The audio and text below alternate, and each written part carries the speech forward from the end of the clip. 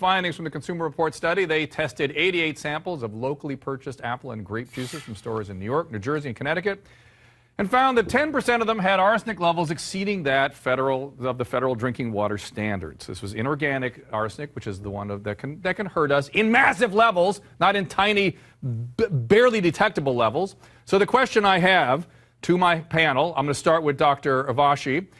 Should consumers be freaking out about this? Come on now. Well, we didn't release this story so consumers could freak out about it. We're not talking about a glass of apple juice killing you. This isn't about acute health risks. What it is about, however, is chronic exposures and chronic health risks like cancer, skin cancer, lung cancer, bladder cancer, all associated with arsenic exposure. Hold on, I have to interrupt you. I have to interrupt you because I've got viewers and people, my staff here, freaking out when you say bladder cancer and you start talking about skin cancers. The only actual association that I'm aware of is with skin cancer in very high levels. If somebody drank gallons of this apple juice their entire life, they still wouldn't be consuming enough arsenic to be at the levels that are reported in just those skin cancer studies. Skin cancer, first of all, is the least potent of all the cancers. When you look at lung and bladder cancer, the potency has been ratcheted up about 17 times according to an EPA draft risk assessment looking at those risk levels. What would the volume of 15 parts per billion arsenic you would need to drink to increase significantly your risk, say, of bladder cancer? How much apple juice for how many years? I would take a look at the Finnish study that's been published on over 100,000 people exposed to inorganic arsenic in their water at far lower levels than 10 parts per billion. And you can see the increased risks of bladder cancer that have been associated. If you read through the EPA risk assessment, there's not just one study, there's several human population studies. It's not a joke, and it's also not something to send panic over. You said it yourself, we need to have a reasonable scientific discussion about it, and that's why we put out this investigation, so that we can start to have a dialogue. There are no standards in juice. There ought to be standards in juice. We're talking about what they should be. You need to understand how viewers hear your words. They hear, I'm going to get cancer if I drink this product.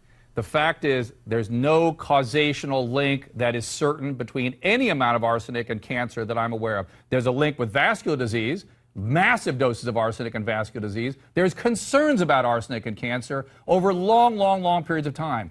There's no federal threshold for arsenic in juices or foods, but in the bottled water, 10 parts per billion is what's considered appropriate. And they found in 10% of samples they tested, again, of the juices, they exceeded that 10 parts per billion.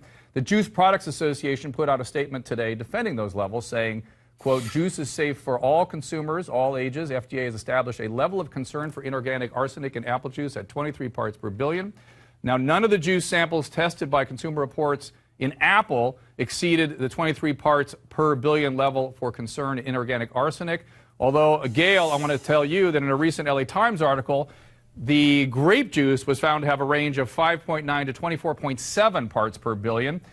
Does that 3 parts per billion, or that 1.7 part per billion, make a difference?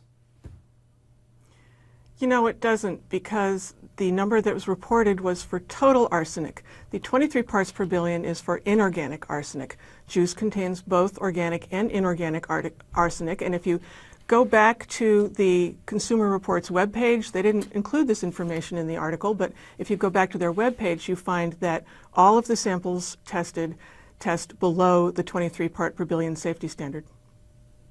So listen, so what are we trying to accomplish here? We're trying to make the healthiest possible environment for consumers, right? Isn't that what we're talking about here? So the healthiest absolute ideal would be 0, of course.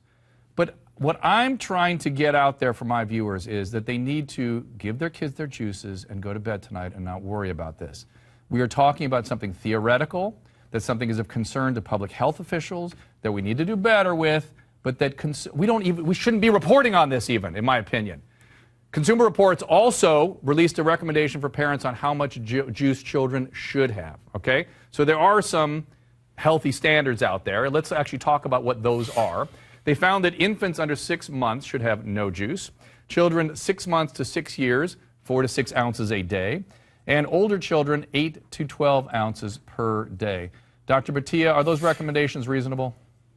I think those recommendations are reasonable, but I think the take-home message from this study is, first of all, yes, we found arsenic in our juice. First question is, why is there arsenic in our juice? And second question is really, why is there slowly an accumulation of all kinds of chemicals and heavy metals in our juices, baby foods, formulas, things like that children are taking in on a regular basis.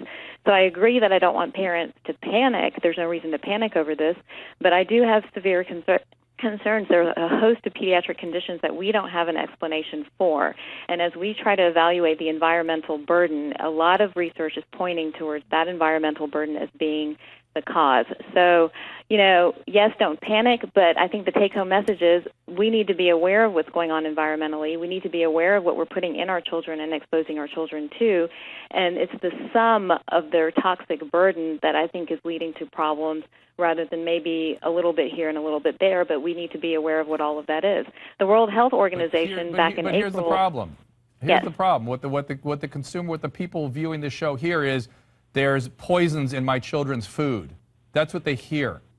I think that's partially true. I'm sorry. I mean, there needs to be a lot more regulation of our food of what? And of our safety standards in this country. Well, for instance, you mentioned heavy metals. Lead is a bigger